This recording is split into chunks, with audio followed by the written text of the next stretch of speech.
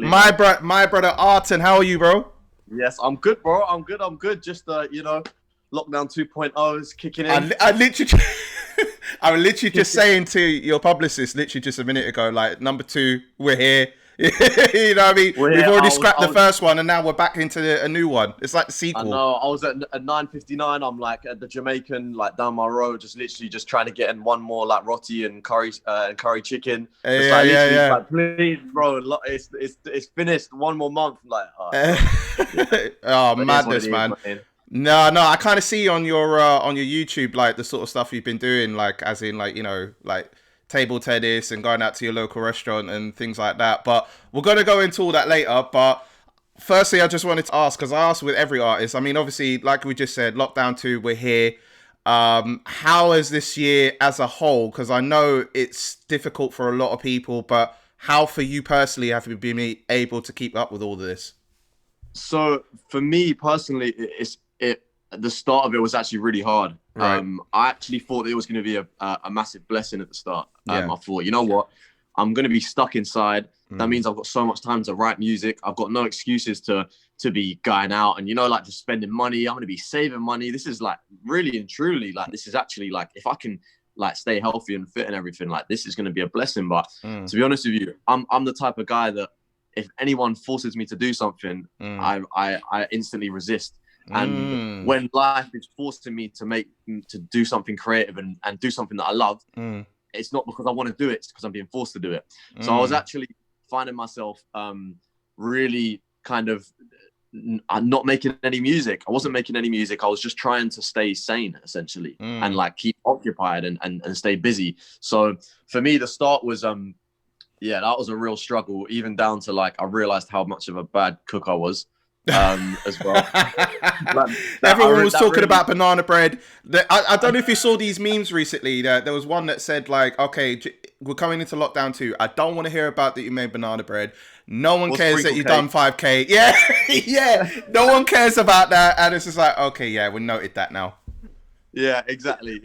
So, for me, yeah, I was just like, I've improved in the kitchen, which is good. Mm. That's great news.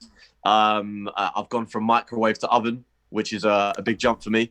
Yeah, you know That's what I'm a, saying? We're that's getting there. that's good progression. Baby steps, baby steps. Definitely. But then as things went on, I actually started to kind of prioritize the creativity aspect of of making music really, Mm. and it was a lot of focusing on why, like, what is it about me, like now that I've got none of these life experiences that I can go through like right now, Mm. what is it that really matters to you, what is it in life like that really matters, and that's kind of why I came up with the EP Scattered Thoughts, because Mm. like, and that's the title. It was so scattered, like everything. I didn't know what I was feeling. I didn't know whether I was feeling lit or feeling sad or whatever it was. And I was we're just really trying to home in and understand what it is that makes me love what I enjoy doing Mm. again, which sounds like weird, but like it really did make me dive deep and think about that. And now I'm actually in such a good place because I've realized what that is and what makes me tick. And now I know, like, when I'm having writer's block and I'm going through that, like, you know what? It's cool to just not do anything. Sometimes it's cool to just shut off and not Yeah. and not do it. And that's fine, because when you do want to do something that is creative, you're gonna excel at it, and you're just gonna be sick at it because you want to do it. And I think that was for me. It was just finding the want, really. But the Uh, start of lockdown, that for mm. me was, yeah, big struggle, man. Big struggle. I realized with myself that over the course of years that, especially during my 20s, not really revealing my age too tough here, but, I was really like, just going on creatively, having late nights, early mornings, you know what I mean? And just keep being consistent with it. But what I realized is that with, sometimes the lack of sleep, the lack of, what I mean, like sometimes getting a block, like you said, writer's block as well, like you just said, it's okay to not always be on. It's always good to maybe just have a relaxing moment and just reflect on, life and what's important. You know what I mean? Mm. Definitely, definitely. I think that, so one thing, I can't remember who told me this or where I saw it, but it's just always kind of stuck with me. And it's as a creative, right? You are someone that outputs into the world, and you can't always output. You have to have an input. So you can't, for example, if I'm writing stories about or an autobiography, I have to live. I can't just start day one, 10 years old, write an autobiography and not do anything in my life. True. You've got to go out, make mistakes. You've got to go through life experiences for you to then channel that energy into it. Whether you're a writer, whether you're an interviewer, it's going to shape your personality. It's going to shape your and you're going to understand what you don't like in life to find out what you do like as well. So for me, yeah, that was like super it was nice to really understand the importance of actually doing nothing and not always just going 100% ham. I'm a very work hard, like minimal sleep for your dreams, you know what I mean, and really go chase it. But in the same breath, it's like that can also kill you off as well. It can kill your creativity. It can make you think that you don't love what you're doing. I mean, from the vibes that you're already giving me, that you're a very deep brother. Like there's so much we're gonna go into, but just to start off, then, I saw your YouTube video about where you said about table tennis. Well, I will say my game is pool. So if you want to come out with me for pool, okay, I'm ready. You know the ones there. I'm ready. We can do it. We can do it. One table tennis match, one pool match. I mean, I'm gonna be honest with you. I'm gonna be honest with you. From the jump, I suck at table tennis, so there's gonna be no money put on the table because I know I'm gonna lose with that. So if it comes to pool, that might be a little bit of a different story. A little bit. Cool. Well, if I beat you at pool, I get your snapback collection. If you beat me at table tennis, you get my glasses collection. I think we'll have to negotiate that way of the snapback collection, because I've got a big collection, but I think we're gonna have to negotiate in terms of what you might get. But let's see when we come to it. Let's find out from that. So let's take it back here for context. So you're from North London. Yeah. Wood Green. Yeah. So Wood Green, Bounds Green. Yeah. Okay, cool. So and then your dad is from Singapore. Yeah, my dad's Singapore, but Chinese descent. So all of my family's Chinese, but he was actually raised in Singapore and then moved to England when he was 10 years old. Okay. So were you born in London? Yeah, so I was born in London. I've moved around a lot. So obviously at the moment I'm North London, but I've been to 6 different schools. I've been born in North London, moved to Essex. Moved a bit to East London for a short while. Whereabouts in Essex? London. It was basically a place called Ingrave. Oh, okay, okay. It was near Brentwood where they film. Yeah. Oh, okay. So the proper Essex. I actually lived in Brentwood High Street above a shop for a couple years with my dad.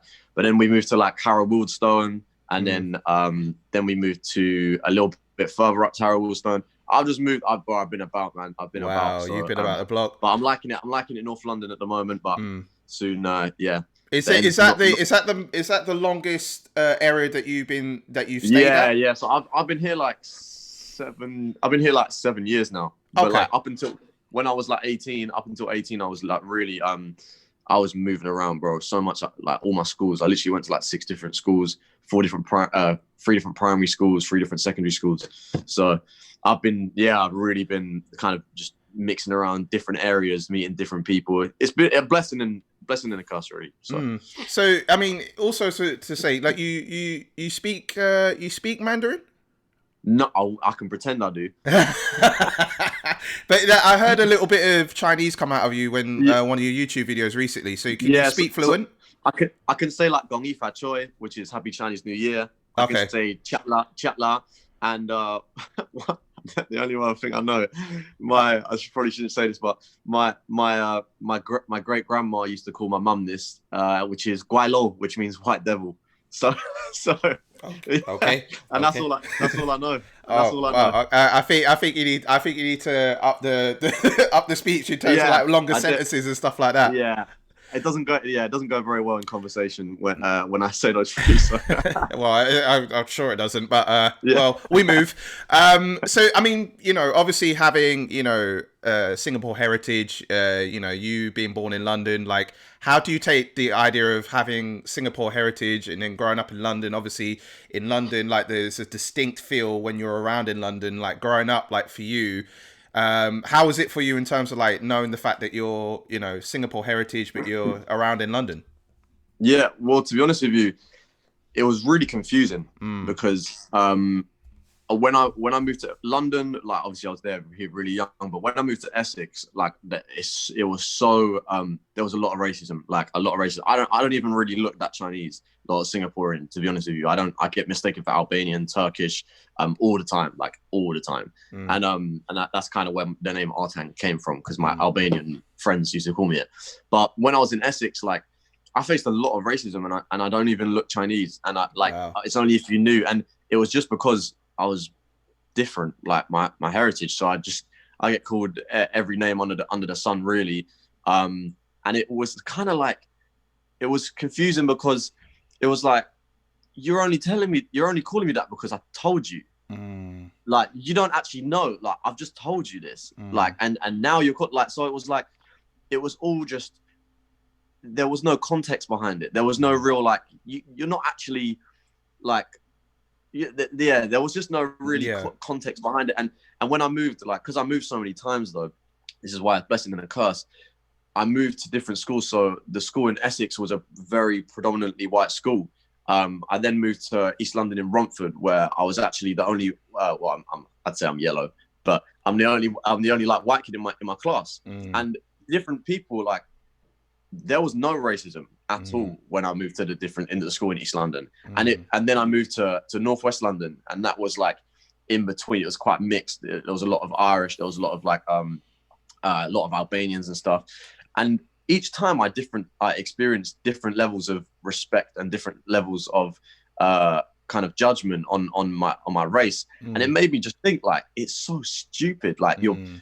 you're the way that people have a stereotype of you based Mm. on where you're from and your race. It literally means nothing, because mine changed like 5 times. So Mm. like, I'm the same guy that has moved 6 different schools, the same guy But that's it's on the just first different, day. different perceptions based on the areas that you've been to. Li- li- Literally completely different perceptions, like completely different perceptions. Like, Mm. and it just really broke down that whole barrier, and it made me think, like, look, if I'm getting treated this way differently by different people, it's like, just always remember, when I meet someone new, like, even if I have a stereotype of someone, or even by what they're wearing, or what they're doing, or their job, or whatever it is, I might have a stereotype. It's like, break that, Mm. because what you're thinking right now is the same way that people think of you. You've got Mm. to remember that you've got your stereotype of other people. So put that guard down, and be open to just letting, like, it, like, judge them by their actions, isn't it? Like, don't Mm. judge them by what by what you assume they're like, or Yeah, assume yeah, they yeah, want yeah. from you or something. So that was real insightful. It was just a weird experience going from school to school to kind of, Mm. to experience that. Well, I mean, we're going to go a little bit deeper in terms of all that in a bit as well. But, Sure. you know, as far as musically, obviously, I've heard your inspirations were a lot of like indie and rock music, like some Linkin Park. I was a bit of a Linkin Park heavy as well. I was more like, you know, in the 90s, I was listening to a lot of like Eiffel 95, like Backstreet Okay. Boys, NSYNC, you know what I mean? That was before I discovered 50 Cent, who changed my complete outlook on music as a whole. So then 100%. fashion, the way I present myself, everything. In your case, because obviously, you know, a lot of those inspirations, like being rock and obviously the melodies being in there, did that inspire the way that you do your melodies as far as the music you make? Yeah, so it's weird. So this is a real weird one, to be honest with you, because I I actually, like, even though I was inspired by indie and rock and stuff from like an early age, I wasn't doing music then. I was Mm. not doing music back then at all. I had like, and that was like when I was like 13 and stuff. And then I grow up. I'm doing like beatboxing and stuff now, and I'm heavily into grime. Like, I'm so into grime. I might as well get 140 BPM tattooed on my forehead. Like, but I when I started doing the grime, I basically completely forgot about the indie side of me. Like, that was like, oh, when I was little, I used to listen to a bit of like embarrassing music. That was my thought process. And then as of when I started doing a bit of rap, like in studio. This was like my first 3 studio sessions. I remember it. This was like 4 or 5 years ago now. Mm.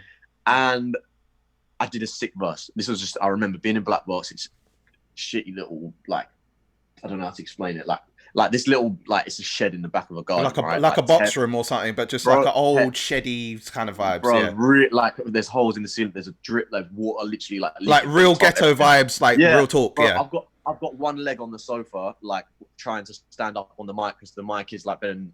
Anyway, Wow. just to paint Yeah, a them picture. ones. Anyway, Yeah, yeah. So I'm recording and I've done a sick verse and I'm like, I need someone to do a hook. yeah. So I'm sending anyway. I'm like to the engineer. I'm like, yo, like obviously big up Lotes because Lotes who from Black Box. I'm getting him to send it to all these rappers. He's sending it out to everyone.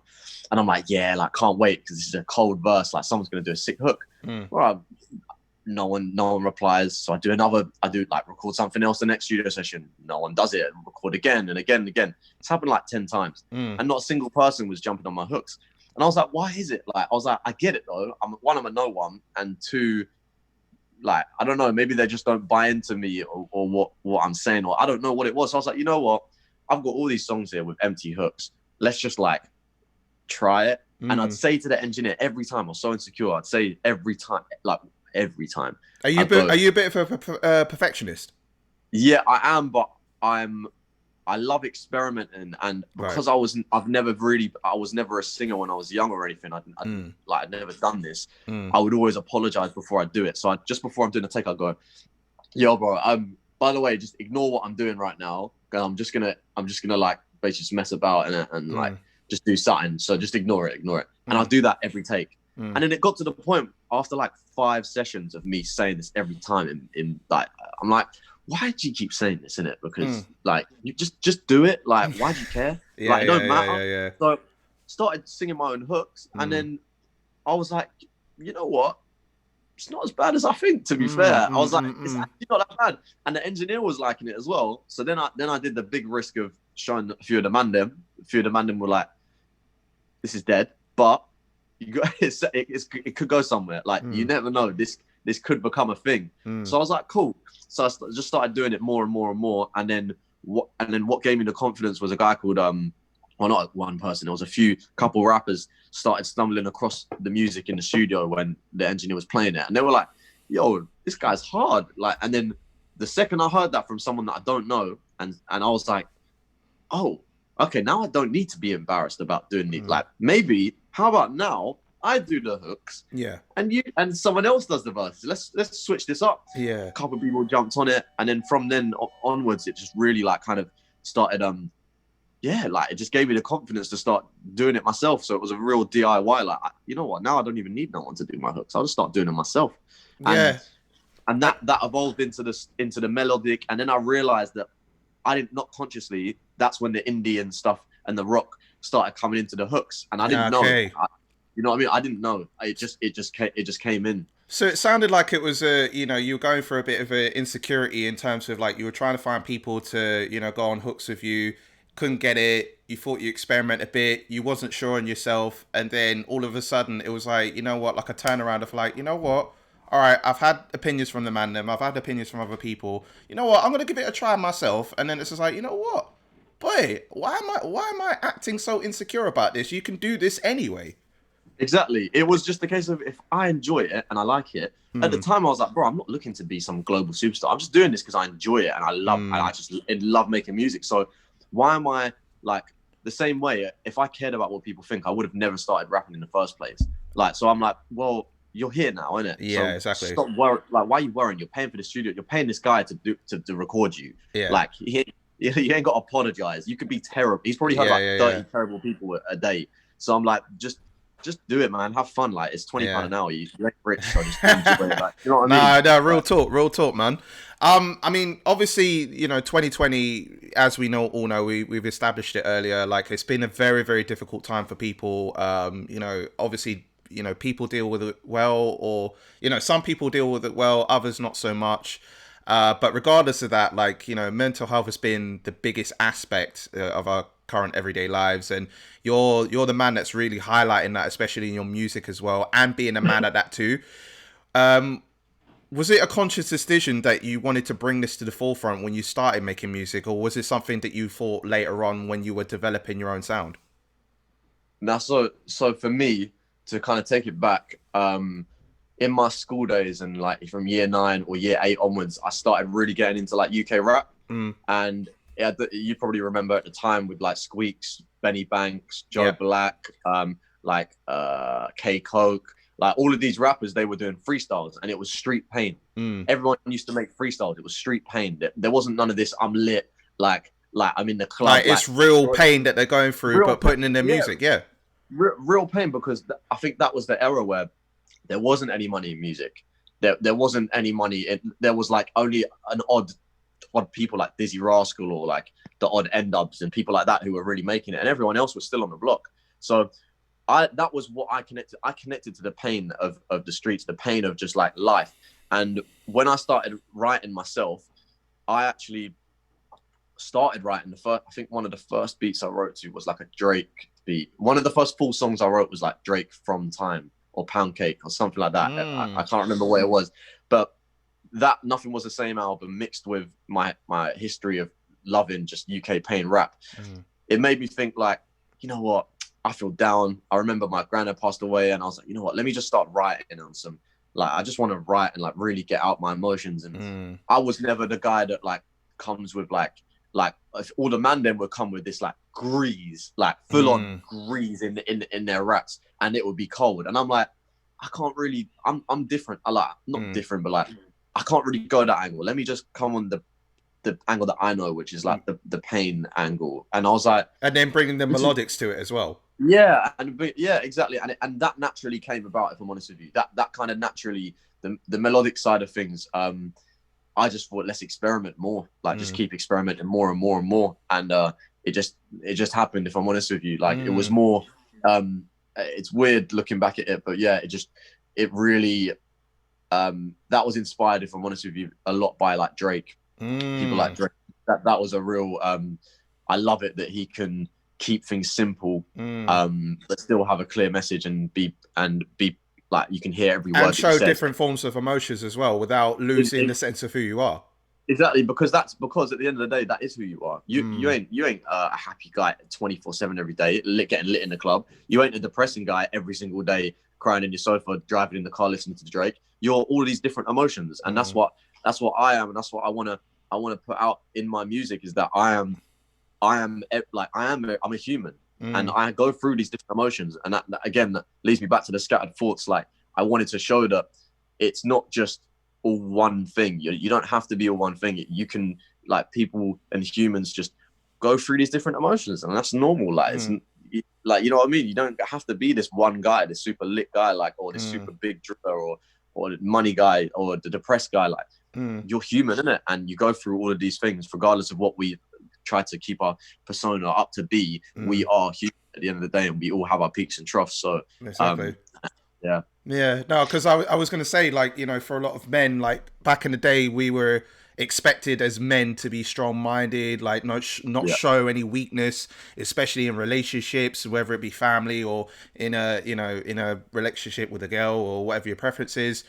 And you know, if it's one for not showing your emotion, you're considered weak, or you're less of a man, and and obviously for me, the way I look at it is like I don't show emotion regularly in that respect. However, when things do hit me, it does show. So like the biggest example is my grandmother passing away last year, and sorry, that's okay, bro. But a lot of my emotions came out that I didn't think that I had.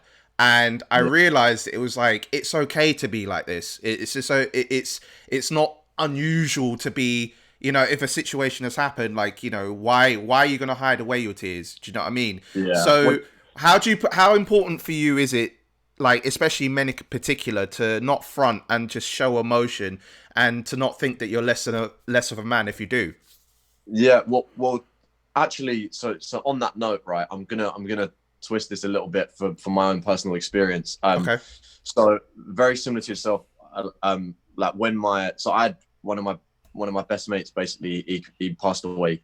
He took his own life. Basically, this was like 3 years this month, and when he passed away, this is so weird to say, but I didn't feel anything, and I didn't know why. Like for like the first 2 days, I was like, this is one of the worst things that's ever happened, Mm. like in my life. Like one of the closest people that I've lost, like, and I was trying to help through for years, and I wasn't feeling much inside, and I didn't know, what it was, and I was honestly like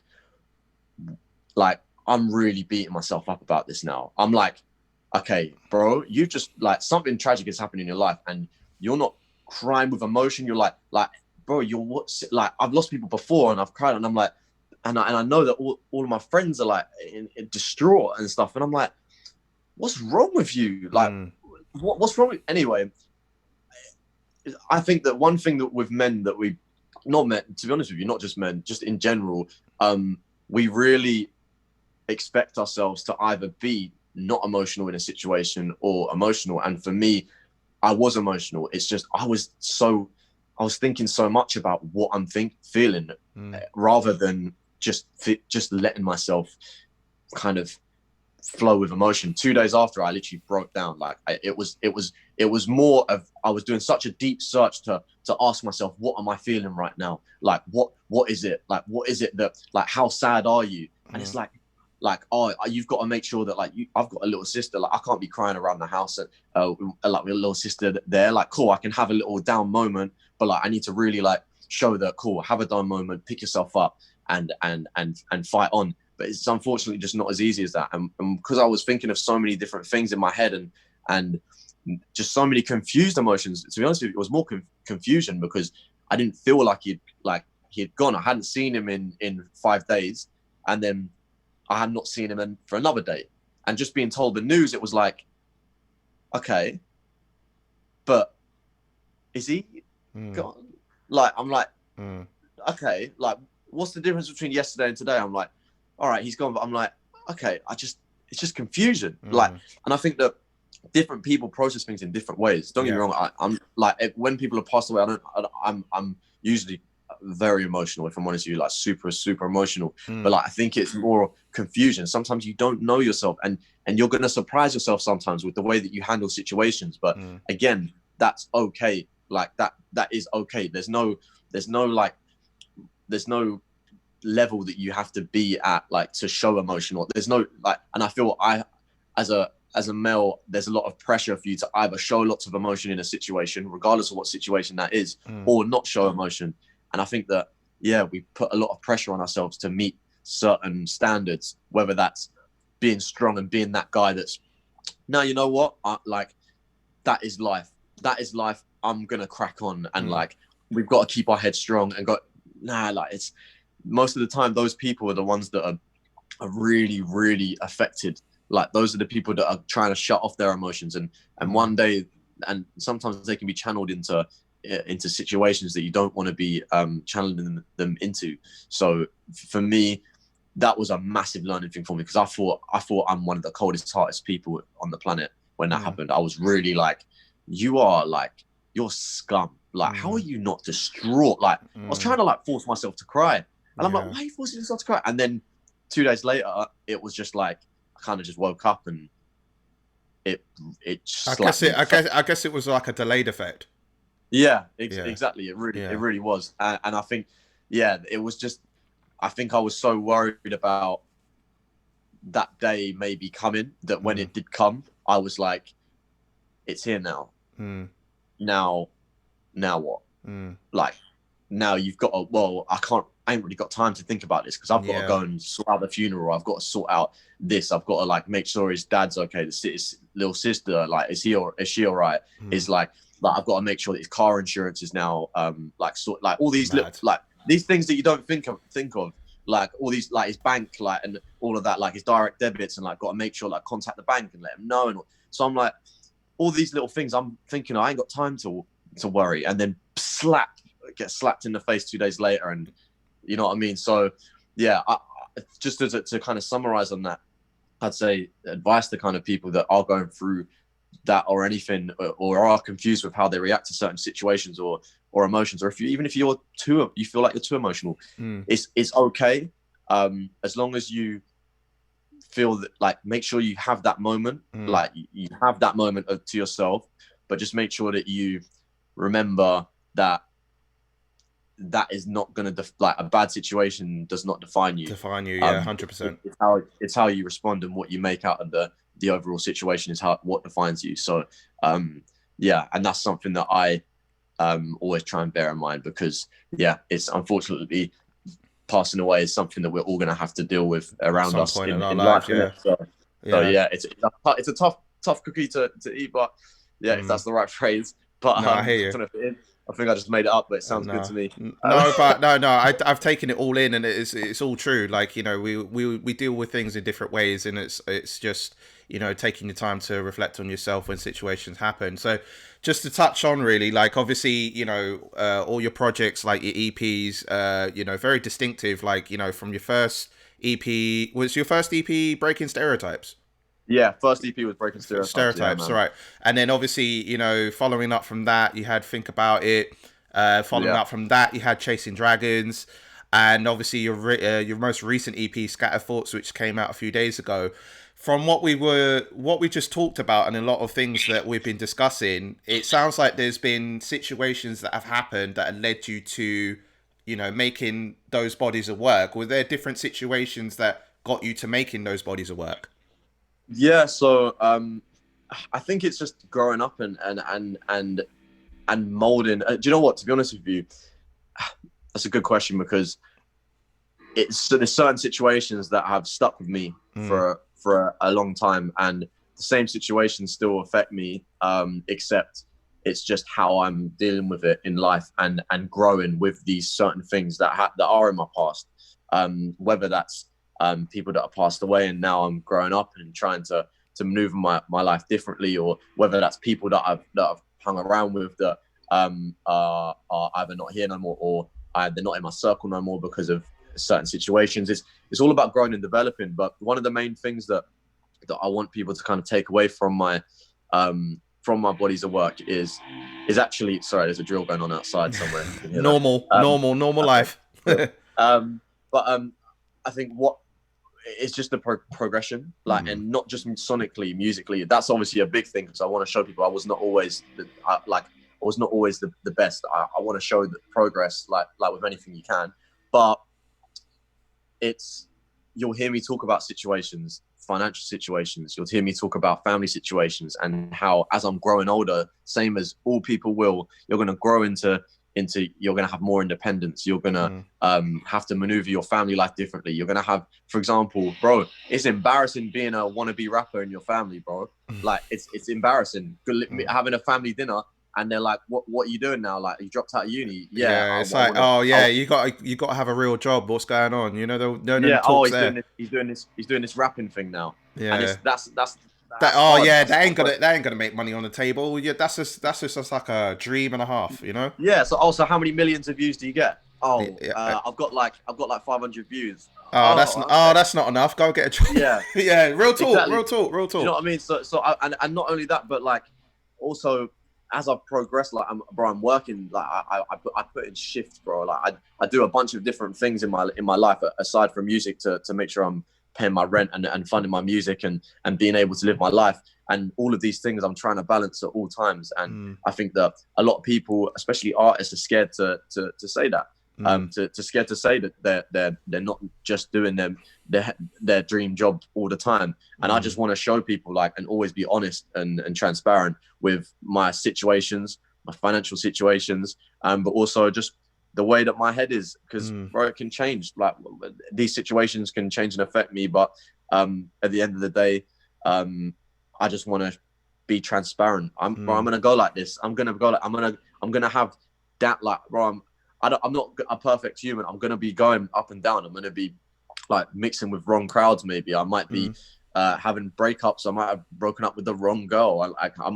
I make bad decisions, but I'm here to just share my journey in life, and hopefully some people can relate to it. Well, hopefully not the bad stuff, maybe, but like hopefully, yeah, you can kind of see yourself in my situations and maybe learn from it, because I try to talk. All of my music really is me talking to my 13-year-old self, just kind of speaking to myself, basically saying, like, sharing my experiences and being that older brother that I didn't have. So I hear that's that. kind of that's what I kind of try to get out of my music. And just to touch on as well, like one of my favorite songs of yours is Crossroads. I love Crossroads. That's sick. I love, honestly, that's sick that you say that, because that song is got that went under the radar massively. Yeah, I'm surprised it didn't go further the way it did, because it Yeah. literally it gave out a message. The vocals were powerful, the beat was sick, and Mm. it was just like I can play it in my car and not feel like it's a banger, but it has a meaningful message. Yeah, no, absolutely, absolutely. Thank you for picking that one out, because Yeah. that one is honestly that, yeah, that's a real that's one of those ones that's like a secret one that if you really know my music and you do your searches, you'll find these little gems. But that, again, that's what I love. I've had record labels that have told me before, delete your old catalog, because you want to make yourself out to be a new fresh artist, and I'm like, no, I want, Nah, like, you want this. your history to be there because people will know Yeah, from man. your past of how you started. Exactly, Yeah. exactly. Like, these all these songs mean a lot. It's not just me talking about being lit in a club. It's like these things really mean a lot. These, like, crossroads. I was at a crossroad in my life of, like, do I want to do music? Do I want to just stack this off and start working, saving my money, and investing in a business or something? And I'm like, yeah, both of these things I want to do, but, like, I've got to pick on what I really love and, like, take a risk. And yeah, that was the kind of the meaning for that song, really. I hear that. And then obviously from a lot of the projects that you've been doing, a lot of it has been, solo, being you, like showcasing you. Um, are there like people that you would like to collaborate with in the future? Are like that ones that stick out to mind? Yeah, absolutely. So in the UK, I'd probably say people like Nave Smalls, Sam Tompkins, Octavian. Oh my days. Oh my days. Yeah, like there's some real good, like, obviously M Huncho, Loyal Kana. There's a lot of people. If I'm honest with you, there's a lot of people. Hex. There's a lot of people that I'd love to collab with, but see, with collabs, it's like a real. It's got to be real organic. Yeah, Like, and it it really has to has be to an be investment for your time as well. exactly, man, exactly. Because, you know, bro, I can't even talk on some of the collabs I've done, but they've not come out. And Okay. it's one of those ones where it it's so, yeah, it can be a big waste of time a lot of the time. So for me personally, I just like to focus on myself. If organically I meet or, like, get to know an artist that really resonates with me, then and likewise vice versa, then yeah, we'll make it happen. But it has to be, yes, it's got to be special, man. No, Yeah. 100%. So, I mean, 2021 around the corner, as unpredictable as this time is, no one knows what's going to happen. There could be a few more sequels to this shit. But, I mean, for you personally, I mean, it sounds like there's more music in the works. So, but what are you Yeah. looking to do next? So for me, I've got a lot of music for 2021. I'm Nice. actually right now, because of the lockdown and stuff, I'm kind of just a bit. I'm thinking of how I release it, because I've got a bunch of summer tunes for summer, but I also have a lot of Artan tunes which are I class as winter tunes. Yeah. So I'm trying to figure out really and truly, like, what my supporters are really want. Obviously, I know my supporters want more, as much music as possible. Yeah. But I just want to kind of make sure that I'm dropping things at the right time, because, again, I'm making music that it's really, like, personal, and I want to make sure that these things aren't just flung out, because they're, like, sometimes I'm only in that state of mind once in my whole life. So I just got to make sure that when I do drop stuff, it's delivered in the right way and packaged correctly for people.